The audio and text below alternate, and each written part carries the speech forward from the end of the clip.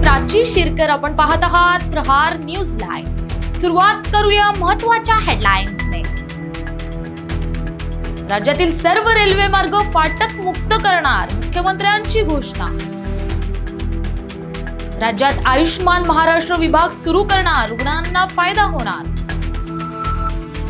शेतकरी कर्जमाफी योजनेची अंमलबजावणी 10 दिवसात करणार, कृषी मंत्र्यांनी दिली माहिती। कर्जमाफीसाठी 36,000 कोटींची तरतूद करणार, राज्यातील 56 लाख शेतकऱ्यांना फायदा होणार। नवी मुंबई ते सिंधुदुर्ग विमान सेवा सुरू होणार, मंत्री नितेश राणेंची घोषणा। मच्छीमारांना विश्वासात घेऊनच मरीना प्रकल्प पूर्ण करणार, मंत्री नितेश राणेंनी दिली ग्वाही।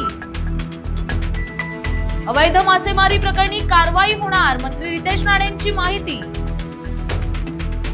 किनारपट्टीवरील 91 ठिकाणी सागर मित्र नेमणार, सागरी सुरक्षा बळकट करणार।